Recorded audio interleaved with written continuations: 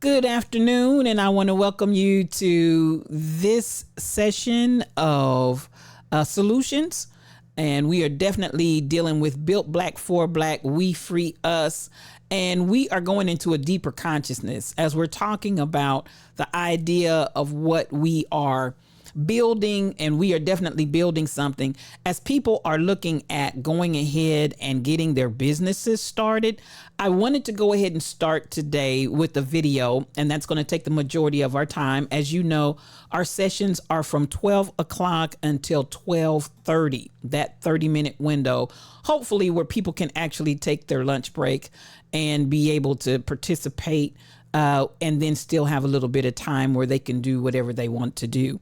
Today, I'm going to show a video by Carlton Dennis, and it's going to be talking about LLCs. Now, as I'm encouraging people to start their businesses, I'm encouraging people to really launch out and begin to structure their businesses so that we can become entrepreneurs that can make some money and begin to bind together and build our income, build our wealth. So with that, I want to start with LLCs. You know, there are many different ways to formulate your corporation.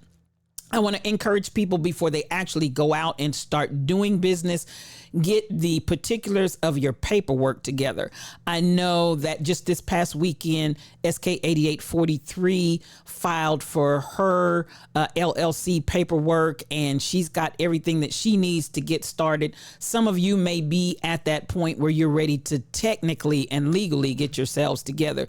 So this is what I want to do today. I want to take this time to actually share and to address the areas so that I know a lot of times people don't know how to set up a business. Hey, DJ Rock and Ron, so good to see you. Glad you were able to make it in. Again, today, as we're talking about entrepreneurship and people becoming entrepreneurs, one of the most common ways that people have moved to are LLCs, or limited liability corporations. What limited liability corporations allow you to do, whether you're doing it singly as yourself or you have a group of people that are working with you in a form of a partnership, that limited liability, instead of taking on like a partnership or a sole proprietorship or something like that, the limited liability allows you to operate, but still as a corporation, in most instances as a corporation, without taking on that direct responsibility financially yourselves. Now, another reason why I wanted to come here as far as the limited liability corporations, as I'm encouraging people to take whatever your dream, your vision is, step out and begin to do it. I want you to structure it first legally, and you can, this is not for tax. I'm not replacing your tax preparer, your tax professional. I'm not saying this is the way that you have to go. I'm just definitely offering the limited liability corporation route for those that may be thinking. I think it's probably the most prominent and dominant right now because it gives you so many possibilities that you can operate in without the liability that you carry otherwise. It's very simple. I shouldn't say simple, but you can get started, particularly if you're just getting started. Even for the streamers, if you decide, I noticed that some are actually setting up websites. Some of you are actually beginning to structure and position yourselves as a business, not just simply a streamer, whatever it is that you might be doing. I wanted to share this today because I think this is some good information. As I said, SK 8843 just finished up her paperwork, and I appreciate the fact that she's launching and stepping on out there to do her thing. I am completely set up as not only an LLC, but I'm also an umbrella corporation because I plan to have several businesses that I'm going to launch all of these businesses from this one corporation. So they'll all be under the umbrella, so to speak. So with that being said, I'm going to go ahead and I'm going to begin to start this particular stream screen. I do think that you need to actually click on it. And so here we go. I appreciate everybody that's here once more. And again, let me know that you can see it. Type me in the chat. Let me know that you're able. You will not be denied, DJ Rock and Ron. I love it. Let me know if you can actually see and hear. I'm going to go ahead and roll this beautiful bean footage, and let's just participate in what we have. You can see. Awesome. And I hope that you can hear it as well. I'm going to get ready to roll this beautiful bean footage. Again, these sessions are only 30 minutes. They're not designed to be here a long time. We're designed to touch on different concepts, ideas. Even if it doesn't apply to you, maybe you know someone else that's looking forward to starting a business. Definitely LLC is very important. This brother here is a wealth of information. Let's hear what he has to say. Here we go. 2021, there are 31.7 million business owners in the United States. Many business owners are setting up LLCs. 1 out of every 6 taxpayers that comes to my office owns an LLC. I own 6 LLCs and I've set up over 5,000 LLCs for my clients. L to the L to the C. I love saying LLC because it reminds me of LL Cool J. LLCs are the most popular business vehicles that business owners set up. Why is it that most business owners who have LLCs aren't sure if they should be in LLCs? My name is Carlton Dennis, and in today's video, we are going to go over what you need to consider before setting up an LLC. LLC owners make a lot of mistakes. I'm sorry. And in today's video, I need to point out some of the mistakes that you need to be conscientious of before establishing your LLC. Let's dive in.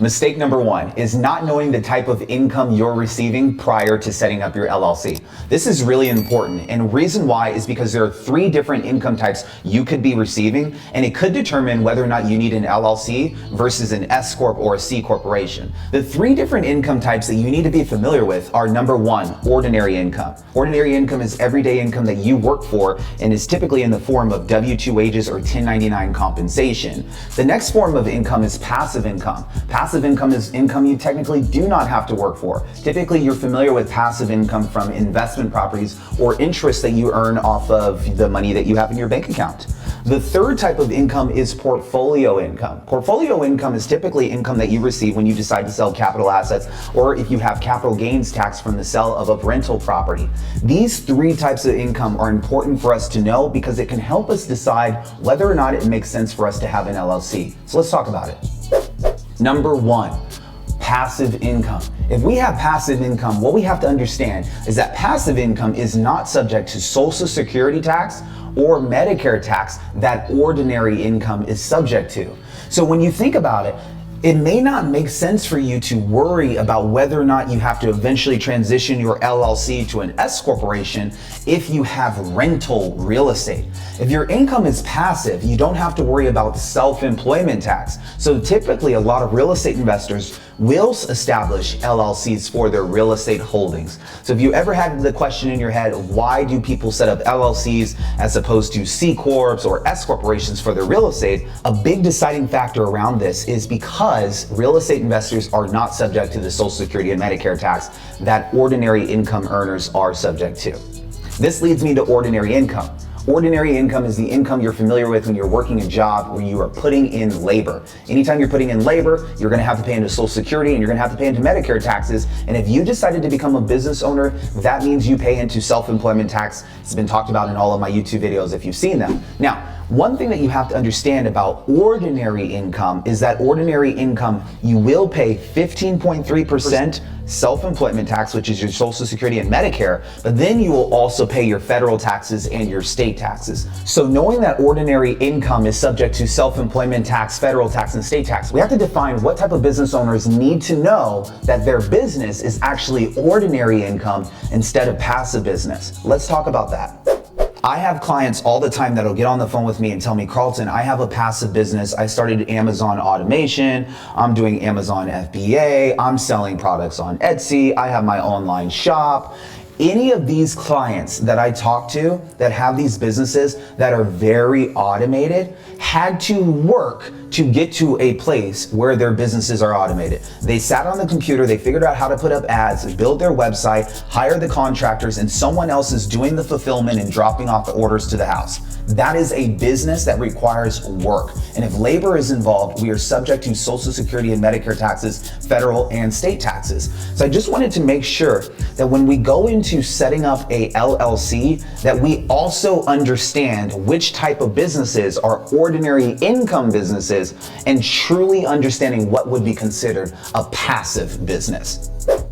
Last but not least is portfolio income. I don't really get too much into the portfolio income unless I'm dealing with my real estate investors, which I primarily focus on. If you happen to have real estate income and you decide to sell an investment property, you're dealing with capital gains. It could be short or long-term capital gains, depending on how long you held on to that asset. But if you're aware of capital gain income, you might realize that this is actually categorized as portfolio income to your tax accountant. So understanding these three types of income can let us know whether or not you should have an LLC that's going to remain as an LLC, or if you have an LLC that will eventually be switched to an S corporation or another desired entity structure. Mistake number 2 with LLCs is not establishing your LLC prior to knowing that you wish to have a real estate acquisition. It comes up pretty often that I get on the phone with a client that told me that they just bought an investment property and now they're trying to decide whether or not it makes sense for them to have an LLC. And I sometimes wish that they would just have a conversation with me prior to them buying the rental property, because then I might have advised them to establish the LLC prior to buying the rental property so that they can buy the property in the name of the LLC that they established for themselves. This is a way that we can completely avoid having your name ever online at the county assessor's office saying that you're on title for owning the property. But then we get to a place where you want to have that asset protection because you find out that someone could slip and fall and hurt themselves inside of your property. So you eventually want to have an LLC for liability protection, but the property is already in your name. So now we have to decide, does it make sense to set up an LLC and do a quick claim deed and retitle your property in the name of the LLC? Well, this is where we can run into some issues. At least I've had clients run into issues. One of the issues that they run into is this whole due on sale clause, where now there's a stipulation in their mortgage agreement that says that anytime a property is being transferred or sold, that the mortgage is now due. So this is where we have to be extremely careful and mindful prior to establishing LLCs and to investing in real estate. We have to speak with a tax pro. We have to speak with our mortgage company. We have to determine if we can purchase a rental property in the name of an LLC. And if you're setting up a brand new LLC months before you're trying to buy that investment property, we need to figure out what we need to do to make sure that that LLC will be ready to have credit in an income history report to qualify for the down payment that you wish to make through the LLC. So these are some things that you need to be mindful of prior to establishing your LLC and prior to getting into a real estate acquisition. Mistake number 3 with LLCs is not using your EIN number for your income and expenses. Taxpayer, I'm talking to you. You talking to me? Because if you're watching this right now, you're sitting back like, oh, that one's me. Why did you set up the LLC but then not use the EIN number? This is the one thing that hurts you as a business owner. If you do not take it upon yourself to use that 9-digit number, I believe it's 9 digits, and take it to your bank and open up your business bank account, then you're not doing yourself a justice. You see, when you become a business owner, you can now deviate from using your personal credit to qualify for things.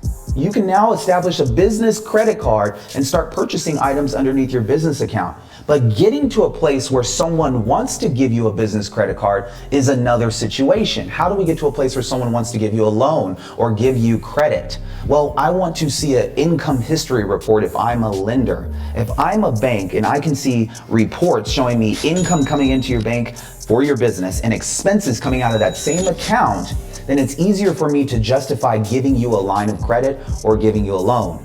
In the year of 2020, I had clients and taxpayers come to me saying, Carlton, why can't I qualify for the PPP? Carlton, why can't I qualify for the EIDL, the Economic Injury Disaster Loan? Many of my taxpayers couldn't qualify because they weren't running their income and expenses through their EIN number because they set up LLCs and never used them.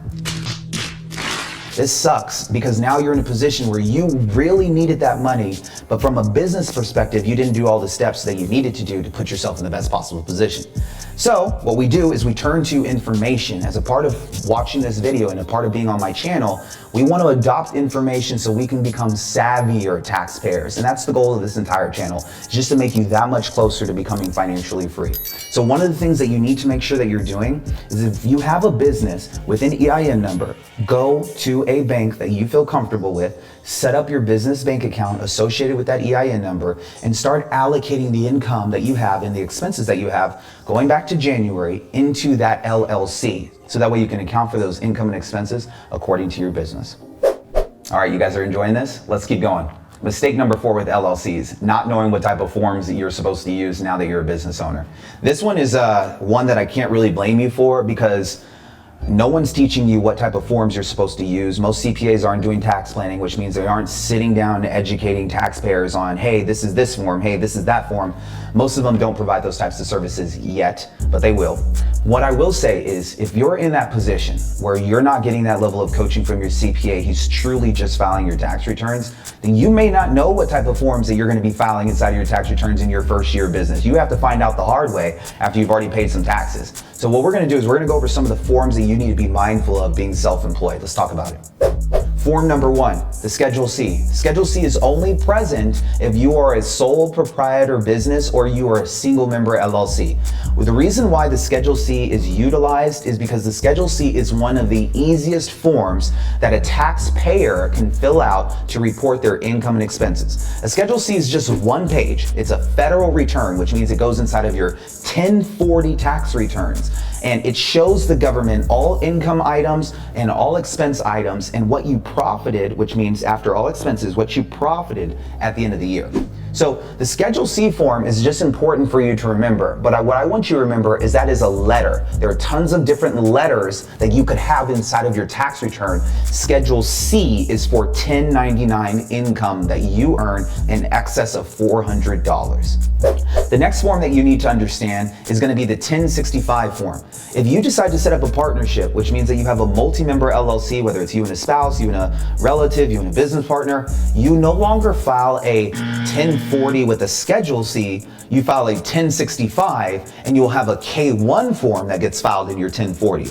Before we go over the K1 form, which I'll discuss with you next, let's discuss the 1065. The 1065 stands for United States Partnership Return. This means that you're in partnership with someone other than yourself. And anytime you're in partnership, you file a separate tax return outside of your personal tax return. So there are 2 returns as opposed to 1 tax return that a single member LLC would have. If you're a single member LLC, you just file your single member tax returns on a Schedule C, all inside of your personal returns. If you decide to become a partnership, you have the 1065 over here and your individual personal returns are over here. This company will eventually file its returns and report income and expenses to you inside of your personal return. So that's what the purpose of a 1065 form is. Now, let's go over the K1 form. We talked about how the 1065 receives income when you have a partnership and it pays you personally. But how does that transaction happen? Well, when the 1065 files its tax returns, it submits what's called a K1 form. This K1 form goes to any partner of the business. If you're the owner of the business and you have someone else in the business, you have a partnership, both partners will receive a K1 form that gets submitted inside of the individual tax returns. And this is where you pay taxes one time. The 1065 partnership business does not pay taxes. The shareholders who receive their K1s individually will pay taxes at their individual rate inside of their personal tax returns. I hope that made sense. So we've gone over the Schedule C, the 1065, and the K1 form. The next form that I just want to make sure you understand is the SS4 form. When you go through setting up your first LLC, there will be some steps that you need to complete in order to make sure your LLC is set up correctly. One of those forms that you'll receive is called an SS4 form. The SS4 form is a form that allows for you to apply for your EIN number. I have mentioned in other videos that I view an EIN number almost like a social security number for your business because it's how your business is identified, it's how you go open up your bank account for your business, it's how you build business credit with your business. The EIN number is important for you. One thing that I've seen certain business owners do is they'll set up their LLC half or partial way, and they won't go all the full extent to submit the SS4 form to the Secretary of State. Please do so. Obtain your EIN number and now know what this form is. Anytime that you're establishing a new LLC, whether it's for a new investment property that you're thinking about starting or this new Amazon wholesaling business, whatever it is, an SS4 form has to be completed in order for you to obtain your EIN number. Last but not least is the W-9 form. The W-9 form is for 1099 contractors. Anytime you wish to hire someone and you're gonna pay them in excess of over $600, you need to have them complete a W-9 form so that way you can issue them a 1099 at the end of the year. The W-9 form is how you document who is actually being a contractor inside of your business to the government, so you have physical proof that you've taken the correct steps when you issue them a 1099 at the end of the year. Most business owners will glaze over this step because sometimes getting into business can be confusing on how you're supposed to pay out people, so you'll just end up transferring money or writing them a check. But you need to be mindful when you're hiring contractors that when you pay them over a certain amount that they need to be 1099'd. Just like you're a 1099 contractor when you decide to become a business owner, you also need to know when it makes sense to 1099 someone else for services that you're hiring them for within your organization. Number 5. Knowing how to reimburse yourself as an LLC. Many business owners get into a mistake of not knowing how to properly reimburse themselves when they are paying for business expenses that sometimes end up on the personal bank account. Let's just say you went into Staples and you forgot your business credit card at home, and you're buying Staples and you're buying a printer and you decide to pay for that on your personal credit card. Well, how are you supposed to reimburse yourself? How are you supposed to allocate that over to your business? This is where having an accountable plan becomes so important. An accountable plan is how you reimburse yourself for having expenses that were personal that should have been allocated over to your business. There are special rules that you need to follow in order to make sure that your documentation is done correctly so that these expenses get allocated over to your profit and loss statement accordingly. If we do this correctly, we can take the business deductions and you can be reimbursed for the money that you spent personally for the business expenses that you incurred. This is extremely important that we focus on understanding what an accountable plan is early on as business owners, because we could be in a place where we're paying for a lot of items personally that really are business items, but we may not have set up our business yet or don't have our business card established. So now we can be in a place where we can allocate those expenses over to business and be reimbursed for it. My name is Carlton Dennis. If you guys enjoyed this video today, I'd love for you to do something for me. Feel free to like, comment, subscribe so I can continue to make more videos like this for you. I'll see you on the next one.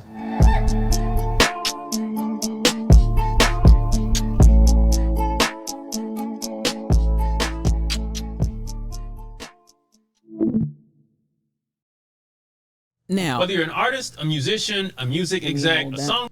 Now, this part right here, I really wanted to address because a lot of times we set up our businesses, but we set them up incorrectly. Or as he said, sometimes we'll actually go ahead and start the business before we have it formally set up. Or as he said, there'll be times that we're out and about and we start spending our own personal money instead of the corporation. The advantage of being that LLC is that it gives you the ability and it gives you the advantage of all of the corporation rights. It gives you all of that. And again, when he talked about when the PPP loans came out and the other things as far as getting assistance came out, there were a lot of people that actually were operating in business, but because they did not have their paperwork set up, structured correctly, or again, for those that are paying out of pocket and doing things out of pocket when you actually are a business, why would you not take advantage of that business opportunity? Why would you not, as he said, go ahead and take that EIN number, which is just like a social security number, that SS4. It's like your social security number in the personal. It's the same for your business. That's how the government recognizes your business. That's how you do everything, by that social security number, or in the case of the business, the SS4. Fill out that SS4. It costs absolutely nothing. You get it at irs.gov. Go out there, get that EIN number. And then, as he said, one of the first things you want to do is go out and set up that bank account. One of the reasons for that, again, as he said, the sooner that you do it, and many times you're buying out of your pocket, you're spending, you're doing the marketing materials, you're going out and, you're using your own money for, I don't know, flyers, for this and that and the other.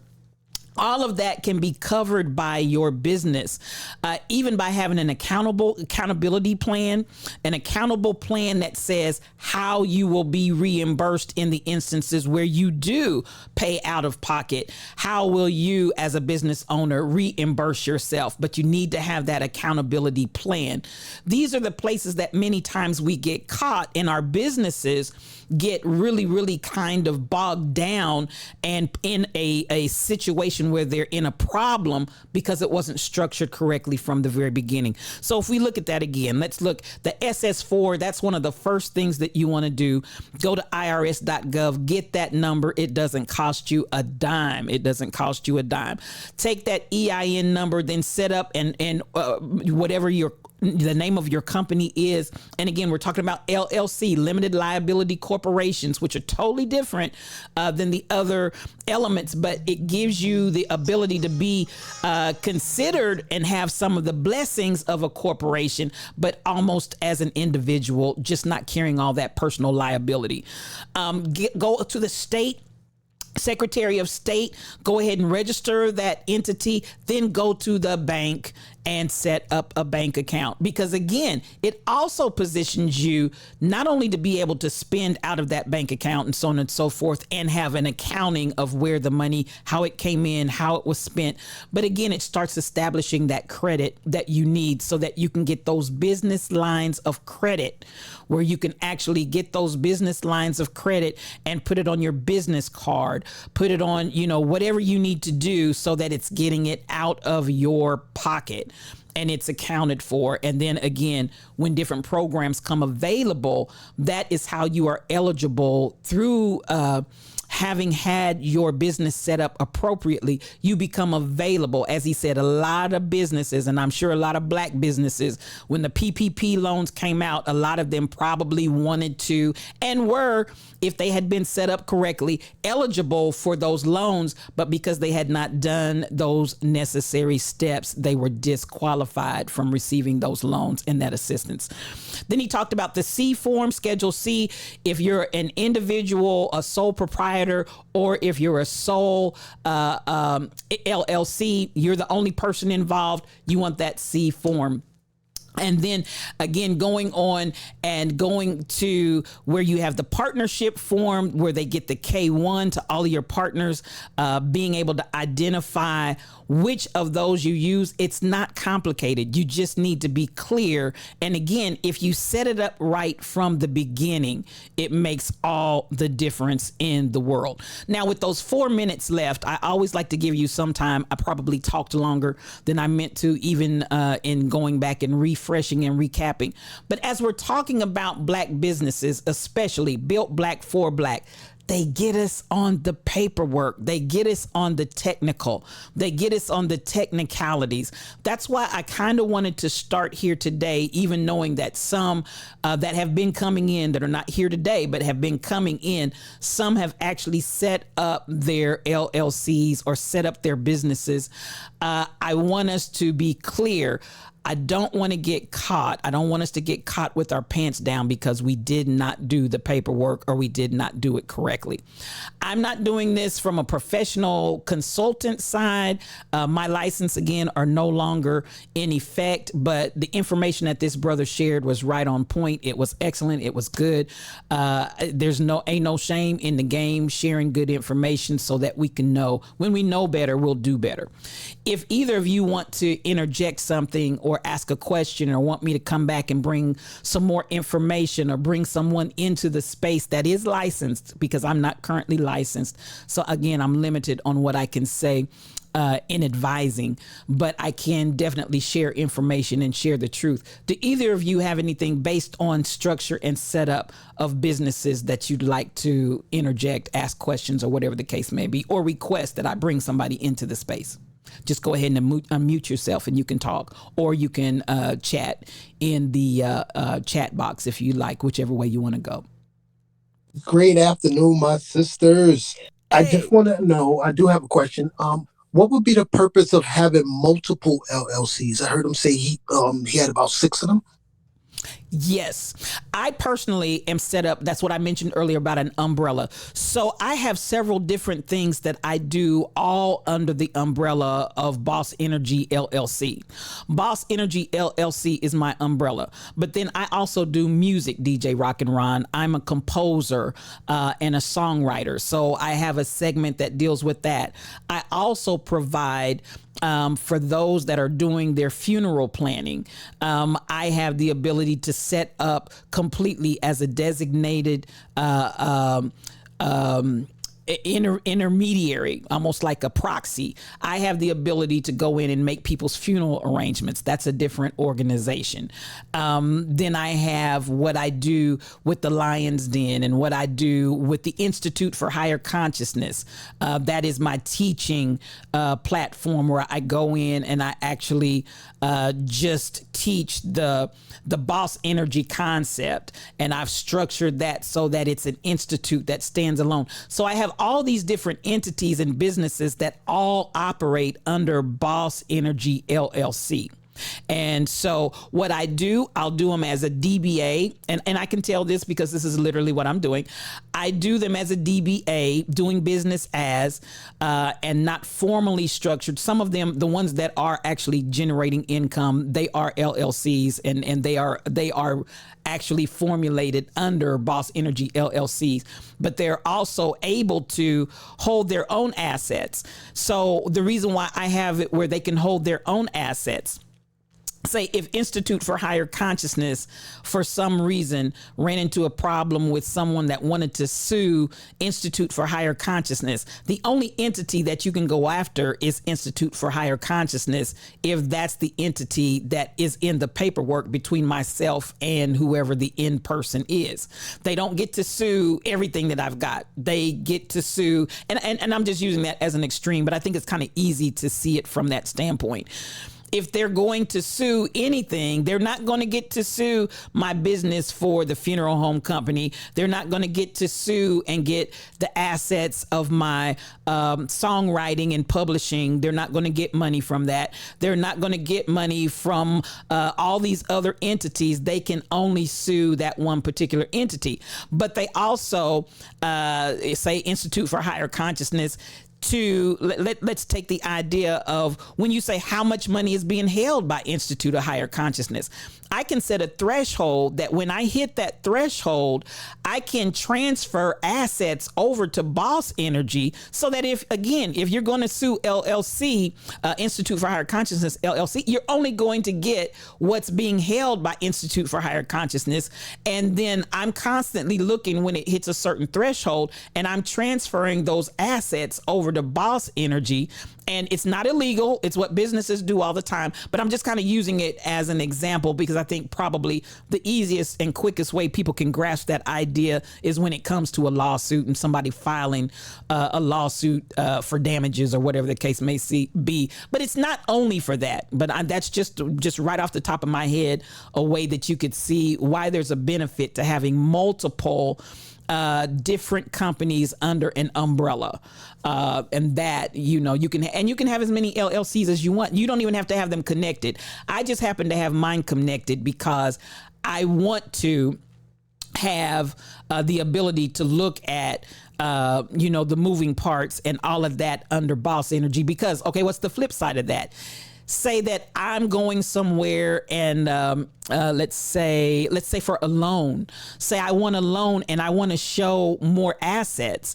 And if I've got my songwriting and publishing going into Boss Energy, if I've got Institute for Higher Consciousness going into Boss Energy, if I have my funeral home business going into Boss Energy, then when I want a loan, I'm going to go through Boss Energy LLC because it has larger assets. And at that point, those larger assets, I can leverage them more. But I don't want those larger assets in those under those smaller entities and corporations, because again, if I were to get sued, or there are other situations where you don't want to have the bulk of what you have being looked at and being examined for whatever given reason, you have the ability to kind of pick and choose and direct within the construct, depending on how you've structured it. Do I want to look like I've got all the assets and let them see them? Absolutely. Then I want them to look at Boss Energy LLC. Do I want to restrict what they're able to see or restrict what I'm doing, or, whatever? Then I'm going to use those smaller branches of my umbrella. Does that make sense? I don't know if I explained that clearly. It certainly does. And thank you. The reason why I ask is because I have a lot of different businesses that I do. And my, he's not really my accountant. He's like just a good friend of the family. He's been telling me for years that I should have put my music company under an LLC, because he says he's into real estate, so his real estate license and everything is under the LLC. And he says, "Oh, now when I buy a car, I buy it under the LLC." Yes. He was telling me all the benefits of it. Yes. And having now, and you can have that LLC individually, and I'm with him, DJ Rock and Ron, go back, talk whatever you need to do to get that LLC for your music organized, because you definitely want to do that.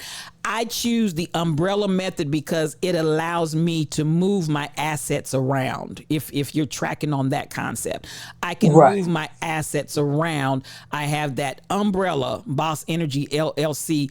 And whenever, as a matter of fact, I would say even the copyrights for my music, those are going to be transferred to my Boss Energy LLC. I'm not going to hold those inside of my music entity. I'm going to transfer, just like you would with the deeds to a house, just like you would with the title to your car, whatever the case may be. Those are places that you might want to just have those held by the major corporation of the LLC, and then everything else again, because when you start talking about whether it's being taxed, whether you're talking about being sued, whatever, depending on, do you want them to see more of what you're dealing with? Do you want them to see less of what you're dealing with? For whatever the respective reason, you're moving those assets around, and it's perfectly legal. There's nothing illegal about it. You're just moving assets. Nice. I greatly appreciate this. Oh, listen, I greatly appreciate you coming in. And again, I'm going to give that disclaimer again. I'm not licensed currently, but the information I'm sharing and the information that this brother shared point on, and I can share my personal experience because that is how I'm structured and that is what I'm doing. So I can speak from my own personal experience and not as a financial professional. So thank you for that question. Thank you for coming in and spending the time. I see, let me see, you said something in the chat, Rebel. This is good. Did you have anything else that you wanted to ask? I try to stay within my 30-minute window, but I try to think about what I think will be beneficial and what can help us, because we got to structure our companies right. Go ahead, Rebel. Oh, I didn't really have anything. Can you hear me, child? Because yes, I never know. I hear you. Okay. Clearly. Good. I was just going to say that it was good. It was good information. I don't really have anything to add or any questions. I just needed this, honestly, because we're getting ready to, start dabbling in different types of businesses and stuff like that. So it's very, very on time. Awesome. And I know you're a person of many talents and many different things that you can go all kinds of directions as well. And again, you don't have to do the umbrella, but I would say for each of those entities, establish an LLC, do business in their names. That's where we get caught a lot of times, folks. We'll get out and, I might be out and about and I'm doing something and I just pay for it out of pocket or whatever. Again, anything over $600 and you have a contractor, they need to get a 1099 contractor form. And you will also be a contractor. So anything over $600, you need to get a 1099 form that you're filling out as well. But if you decide you don't want to do the umbrella concept like what I'm doing, which allows me to manipulate where my assets are and move those assets around, even if you just do each of your individual LLCs, and I'm an advocate for LLC. You do the legwork, whether or not you want to be a sole corporation or whatever. I don't want to. I'm just going to say I'm an advocate for LLCs personally. I think it's an excellent vehicle to establish a business. If you want to do all of those separately, you can do that. You don't have to do the umbrella, moving the ball under the shell and all of that. You don't have to do all of that if you want to keep it plain and simple. But I would say, by all means, before you actually jump out and start doing things where there are transactions involved, set your business up. Set your business, whatever way you want to set it up, and do that from Jump Street if you can. And again, get those accountability plans if you have an LLC, so you can be accountable as to how you're going to reimburse yourself, how you're going to pay yourself, and Make sure you get that accountable plan and do that up front as well. So I appreciate you all for coming in today. I love doing this. I love what I'm doing because I really feel we're about to make a change. We're going into deeper consciousness. I want us to be aware of what we're doing and how we're doing it. I don't want us to get caught on technicalities. So, Rock and Ron, one thing that I do love is that you have someone that you're working with on the tax side and on the advisement side. Stick with them if you feel like they are relevant and serving you well. But by all means, I want to say to everybody, get a professional in the field that's working with you, because you want to make sure that you're getting the greatest leverage that you can get for your business and for yourself. This is how we set up legacy. This is how we set up wealth for those that come. And I'm serious about that. After you've blood, sweat, and tears, I don't want you to lose anything that you have put in motion. So yes, go ahead. Give us a testimonial. Absolutely.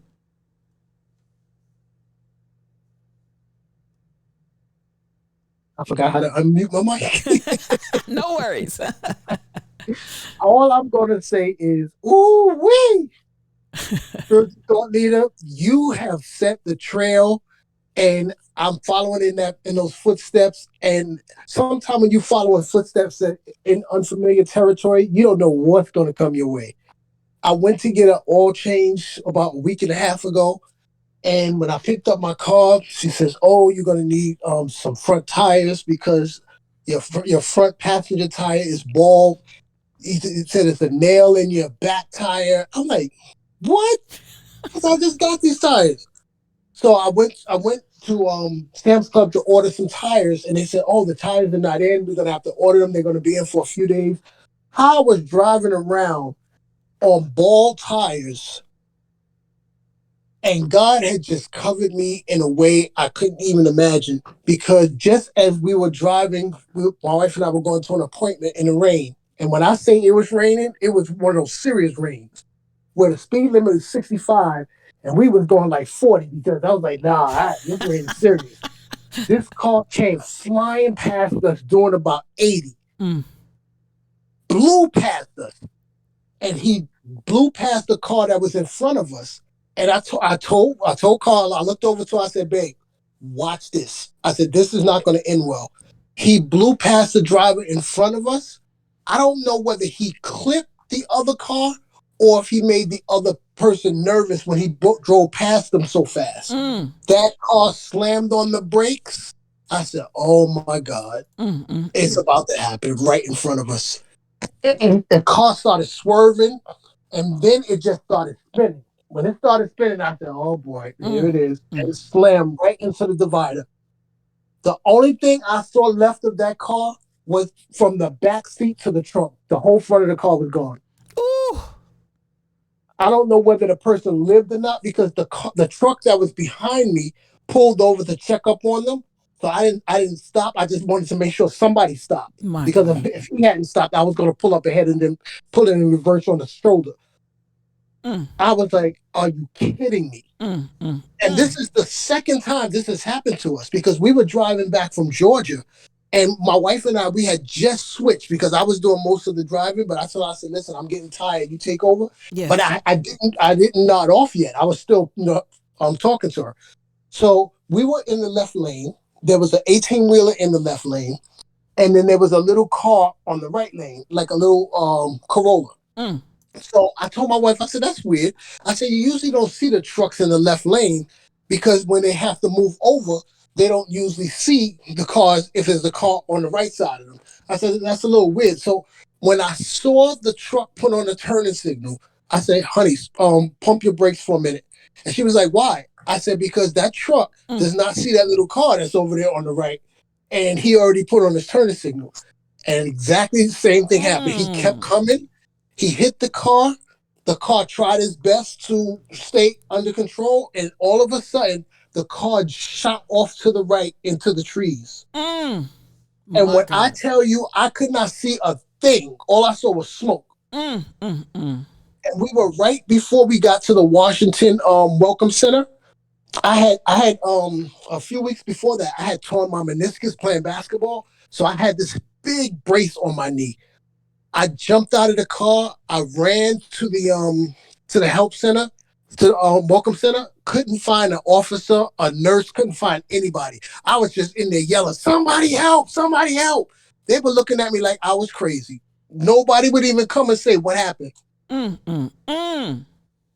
And I told her, what are the chances of that happening right in front of us? Oh, my God. But meanwhile, we're driving around on bald tires, didn't even know it, but God was covering us. Oh, Jesus. Jesus. So when you said what had happened to you with the tires, I was like, OMG. I said, I'm following in her footsteps. Woo! Miracles. Don't get me started. Signs and wonders. Hey, if you don't know, you better ask somebody. Come on. I just wanted to share that with you guys. Oh, my goodness. During the stream, you can't really get into it like that, but I was like, wow. Oh, my God. That's a testimony. Listen, Rebel said, come on, D. Come on. Oh. And I didn't want to disturb your vacation and tell you what was going on, but I was like, boy, when she come back. Jesus. Oh, you're going to have to give this testimony. You're going to have to give this testimony. I had to disturb Rebel, too. I don't know if she told you. I had to disturb her. I felt so bad, Rebel. I didn't want to reach out to you that late. I was truly, truly concerned about Yoshi's son.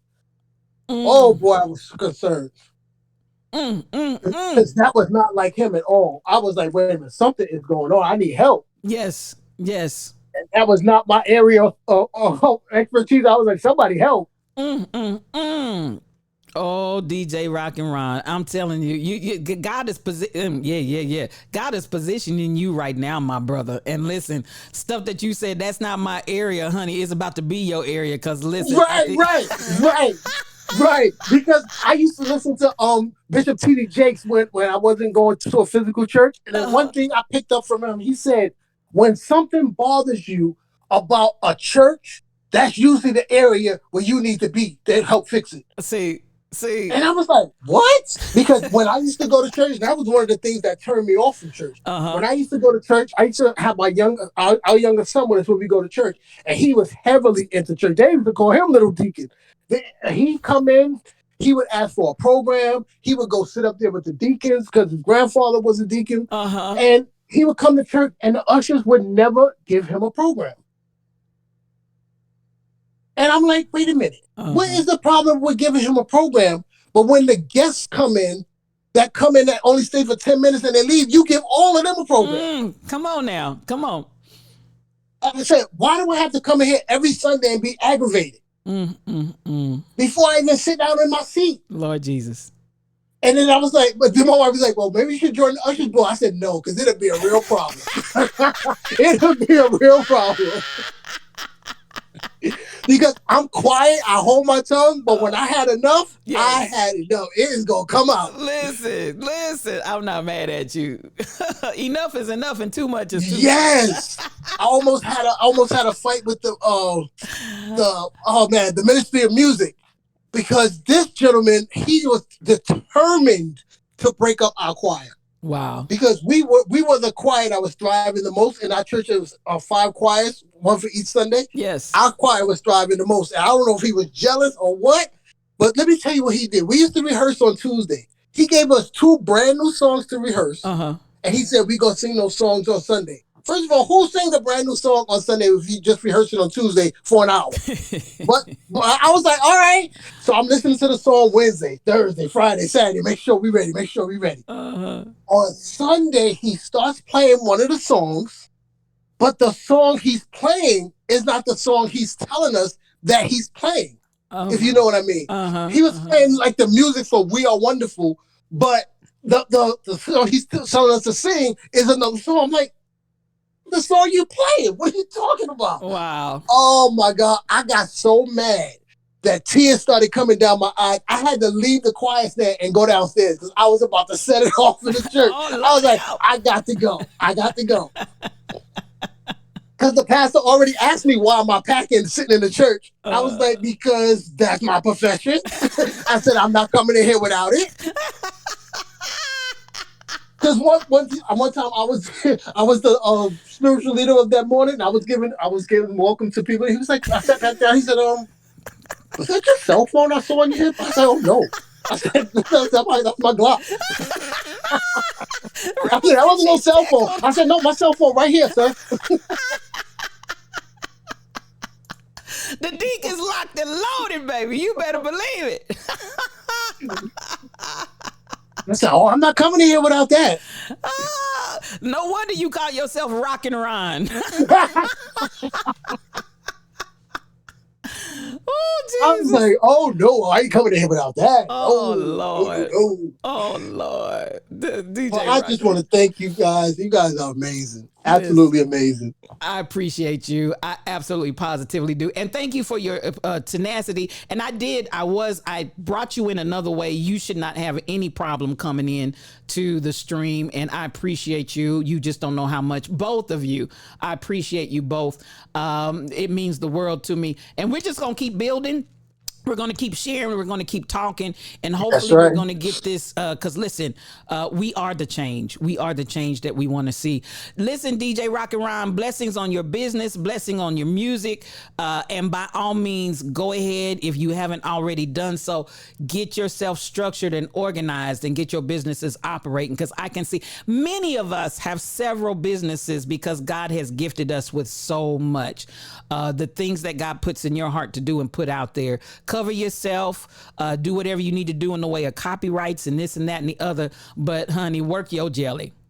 Oh, thank you. Thank you so much. Yes, sir. Yes, sir. I'm not going to be on tomorrow on Thankful Thursday because I have a gig, but Triple Treat Thursday still be going on. DJ Master T is going to go on my 3 o'clock slot. Okay, sounds good. Thank you for the And update. the following Thursday, ooh-wee, that's my birthday celebration. It's going down. Come on. We ready for your birthday. Next Thursday, it's on. Leo will be present. Oh, it's on and popping. I'm going to be there, my brother. Yes, thank you so much. We're going to kick it. I appreciate both of you. Thank you for your time. I appreciate you coming in, and we'll see you next Wednesday. Same bat time, same bat channel. Love you so much. Love you more. All right. Love you too. All right. Bye-bye.